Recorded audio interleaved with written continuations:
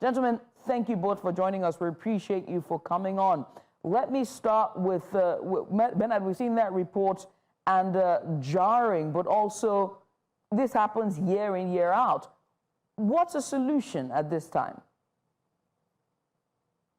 Thank you for having me. First of all, I wouldn't rule out the fact that there's a place of human activity, and by human activity I mean residents in the area, not just in Agungi now. Agungi was just a case study, if you like, but in other places that are flood prone across Lagos and everywhere else. First of all, we have to continue preaching the gospel of not littering the streets such that our drains get blocked. That is number one challenge we've been having. And the Lagos state government and other governments too have been preaching that. Now, having said that, as I stated in that report, there's structural, will I say, degradation, so to speak, or infrastructural degradation. There's the part where if something continues to happen year in, year out, it's no longer just an error. It's a pattern, and then we now have to look at what exactly is causing this pattern to continue. In the case of Agungi, I believe, and many other places on the island as well, it could be blocked drains, or that the drains are not flowing well, or that they were not properly dug. It's possible that at the time these drains were dug, climatic conditions were not this bad, like you clearly stated in that opening. And now we know for a certain that some of these things we're seeing, or the kind of rains we're seeing now, are elements of weather and climate beginning to change on us. So it means that whatever infrastructure we put in back in the day to tackle these elements also need to change at some point. We need to look at our canals, we need to look at our gutters, we need to look at our drainage systems, we need to look at the channels where these waters flow from the streets, from the roads to the streets, and then into the lagoons and possibly the canals. Are these channels still sustainable? Can they still contain can they contain the volume of water that we now see when it rains? I mean, on that fateful day, it rained from night till the next morning, clearly meaning that huge volumes of water will be flowing through these channels. And so I think these are some of the conversations that we should be having, of course, with the fact that we are now expected to see more rain than we have been seeing before, as stated by NiMet and other meteorological agencies. So I think it would take a collective effort of all and sundry, the government, the residents, the individuals generally, to ensure that, yes, we do not litter our environments such that our drains don't get blocked, but those same drains and channels need to be looked at again, revisited by the authorities that put them in place, first of all, to see if they are still functional, if they can still contain the amount of flooding or water that they were built to hold in the past. Bernard, thank you for the urban solutions that you have suggested. But then again, let me come to Mr. Wasiu here. This is your area of expertise. Now, we're looking at two different problems here. We're looking at one, an urban problem, which Bernard has highlighted in his response there. But then again, there's also the issue of climate change, where it's not just Lagos. We have floodings in even northern states that are not prone to so much, well, actually they are.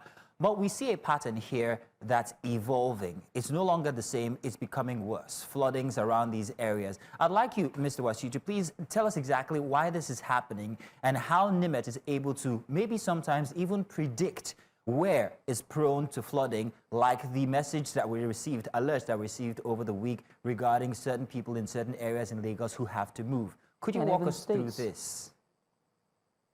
Yeah, thank you for that question. No area is immune in Paris study. So let's just understand that in some part of the world, China, even the US, even developed nations are also experiencing this. You have said it all, it's a result of, climate change, climate variability, we begin to see extreme weather events. The dry place is becoming drier, the wet place is becoming wet.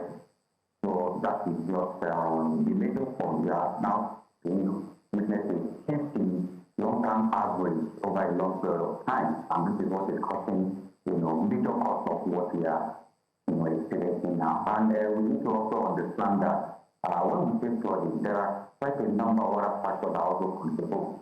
When you have intense rainfall over a long rainfall over a short period of time to also lead to what is called flooding. And when you also have rainfall, persistent rainfall over time, like the one you mentioned in Lagos, could also lead to, flooding, particularly when, there's less vegetation and population, and most of the rainwater now turn to runoff what you are likely to witness is, flooding. And like a place like Lagos, like an urban area, you look at everywhere you see, no infrastructure or not well planned, unregulated, construction, no, big channel like one of your respondents mentioned earlier. These things are constructed many years back, and you need to review it. You need to look at it again. The rains you have then and you had then compared to what you have now, are they the same? Definitely no. Things are changing and we need to change with time. We need to look at our infrastructure, the urban planning. We need to also look at how we plan our society. It also contributes a lot. You have narrow gutter, you don't even allow water to flow and, so many things. And definitely what I will find is way to look at the flow, the flow area.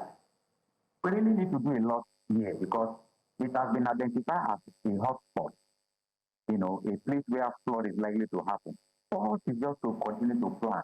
And don't forget that NiMet's core mandate is to, donate, observe, and analyze methodological data for providing timely and accurate weather reporting of weather and climate information for socioeconomic development, for safety of life, livelihood and property, for planning to take an informed decision on the separate action, for preparedness, to build resilience. If you have worked with this, I think we can reduce the impact. We may not be able to stop it on the natural occurrence. At least we should be able to reduce the impact of, this flooding on human and on our environment. And you will agree with me that 20 because at the beginning of every year, we do what is called public presentation of seasonal climate prediction. So I explain to the public the concept of the rain, that is when it's going to start, the duration when it's going to stop, the length of the rainy season, the total amount of rain you expect in that year, and some other useful information. These people need to work with it. We need to also collaborate with states. States need to come do specific, states, downscale it to states, each state, individual states, based on their peculiarities. That at the end of the day, before the rainy season proper, there will be proper planning ahead of the rainy season. And this many more are what we need to do. And also don't forget that even outside that, NiMet continues to give, weather forecast. We have for every month, at the beginning of this month, you will see the outlook for the month. Our flash flood risk alert that has been issued for public to also plan, know what to do because it's done with the advice too. You also see weekly forecast, every rainfall forecast, impact-based forecast that talk about severe thunderstorms, strong wind, and also high temperature.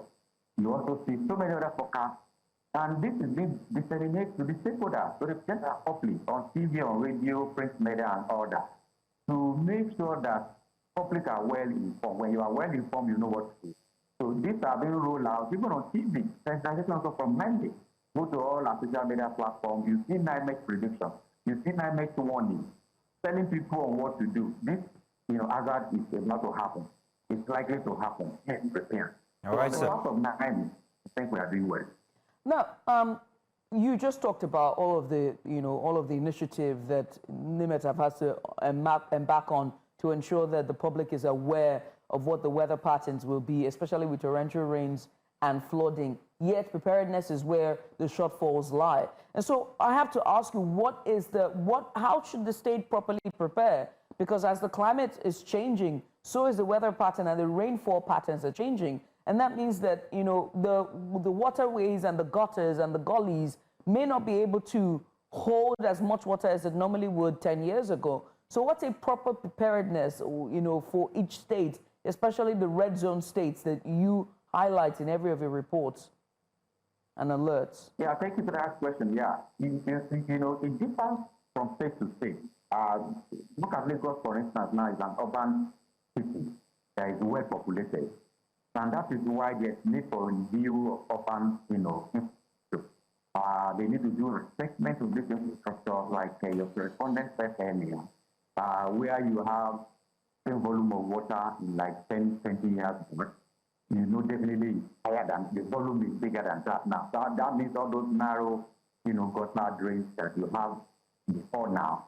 So those understand. So there's need to also, do proper planning. Proper planning again in the sense that all these unregulated structures you have, along the waterways, along the drains, along the gutters, are blocking the flow of water. Need to be, destroyed, so that we can have free flow of water.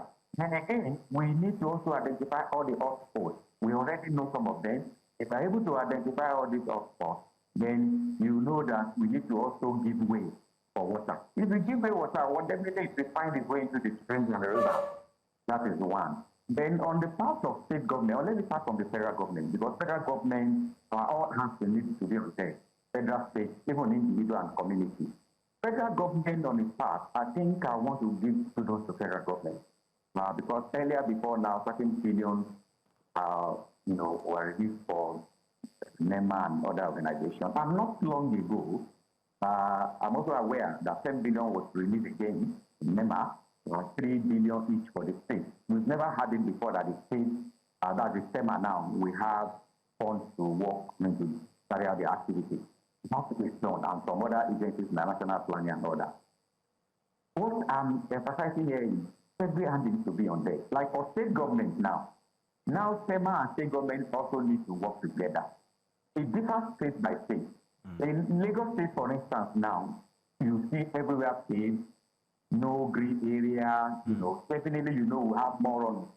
So if you have more runoff, we need to create drainage, waterways that will be bigger than what we have now.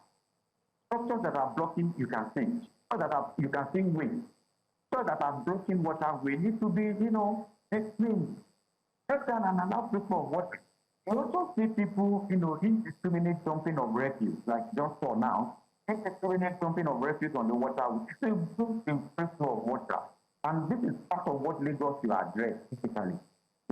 Look at this critically and address it. Okay. Urban planning needs to come on board. They need to do more. They need to sensitize people. Look at what is going on. It's not being good for you. So they need to sensitize them. All right, Mr. Wasiu. All right. Now, Mr. Wasiu, pardon me, but I need to get Bernard to tell us a little something since he's been following the flooding instances in Nigeria. Now, Bernard, I'm wondering exactly how we can help the situation where we see that urban planning might not be the, first go-to solution here. We're looking at shifting weather patterns like Judith has just noted. Look at the northern states. We had instances of, even graveyards or cemeteries being washed away. It might also lead to sicknesses and all. In Lagos here, there was the alert that was raised asking people who are living in low-lying areas to move out. And that's where I'm going. How can we help these people who are already in these places that are disadvantaged? They would not only be challenged with the fact that they're losing their homes, they also stand the challenge of where to go to. In terms of policy, in terms of helping out these IDPs, because that's what they're going to become, what solutions have you seen or come across in your efforts regarding the instance that the government is making maybe preparations for these exoduses? Sadly, I would say from here, I haven't seen any solutions be put in place just yet. The warnings are there. The advice is there. A bit funny advice, if you ask me, telling people to relocate, to move from their areas. Lagos is a place where already we have, besides the weather, the crisis of flooding, we have different kind of issues and challenges on our hands. One of them, like you know too well, is the issue of housing and accommodation.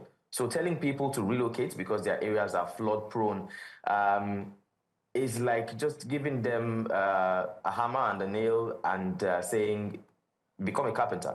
Nothing else, no other information. Where are they expected to go to? Now, to further answer your question, I think at some point, once we have started seeing, or from way back, as a matter of fact, not just now, seeing that flooding has been or has become a recurring decimal in terms of rainy season, year in, year out, there should have been by now, in my opinion, some kind of resettlement center temporarily for persons who are staying in flood-prone areas. Of course, we've seen the abuse of such resettlement centers across the country where they're not properly managed. Resources that are supposed to go to these resettlement centers are being diverted. So it means that if the government is looking into creating these centers temporarily again, as I mentioned earlier, so that we know it's only going to be there during the rainy season, or when there are certain kinds of disasters, God forbid, and that these places are properly managed, people can go there while we're having this kind of crisis or disasters in terms of flooding and any other kind of disaster, until these issues are resolved, or until the rainy season has heavily passed, or until the flood waters have receded, or the authorities have cleared the drains and the area has become habitable again. But for now, I'll be honest with you, I haven't seen any, neither have I heard of any. Just like you stated, and we also in that report, the authorities only said that people should relocate. It's quite funny and questionable. Relocate from where to where? It is a challenge, as a matter of fact. And then, again, to answer your question, I haven't seen. I stand to be corrected. I would look out for, if at all there are any. But for now, I haven't seen any plans for people Okay. who are stuck in flood areas, flood-prone areas, people who are physically Bernard. affected by So, these Bernard, floods that we've seen. let's ask Mr. Wasiu here. Mr. Wasiu, how can NiMet move from just being simply advisory to actually having a part in the action to help people who are so challenged? Yeah, on the part of the NiMet, all these agencies, NiMet, NEMA, NICE, Ministry of Environment, stakeholders, we all have a mandate. And the core mandate of NiMet is to provide weather and advice. NEMA has its own role to make sure that people who are, the victims of floods, are being taken care of. We are doing our part because there's no how NEMA wants to work. They don't want to just. But as a matter of fact, it's when we issue as our prediction that NEMA work based on it. Like the question you asked the other time, you see, we just keep problems on hold. When you ask, people to move to a safe place and nothing is being done in that particular area, you only keep the problem on hold. Because don't forget that from next year, the rain will still occur. So until we do a proper planning, and this is why NiMet is always advocating for preparedness, let us plan ahead. If this is the problem, you already know it. What are the solutions? The solution lies in the advice, and this is what we always give out. So until we do all this, until we, take care of all these problems by way of finding solutions, lasting solutions, not just a temporary one. If you create an IDP camp, after the rain, they go back here. You have not thought of the problem. When they force to see the problem, and they come back again to their home. So we just need to be proactive enough. We need to act and act wisely. And NiMet will continue to provide timely and accurate weather reporting. That's what we are doing, and we'll continue to do that. And I want to also say that, prevention is better than hazard recovery. What we are doing now is just like hazard recovery, providing ITC plans, relief material, and all them. We need to prevent, find a way to minimize the impact of this on lives of people.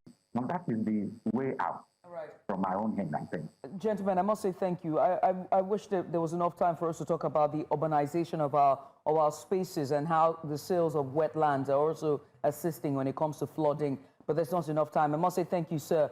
First of all, to Bernard Akede. Bernard, a happy belated birthday to you. Happy 48th birthday to you. He's not 48. It's an in-house joke. It's an in-house joke, by the way, but it's too late. Happy birthday to you. All our love. And also to you, sir. We must say thank you, Mr. Ibrahim Wasiu. He's the Deputy General Manager of Public Weather Services at the Nigerian Meteorological Agency, NiMet. Once again, gentlemen, good morning and thank you. Thank you.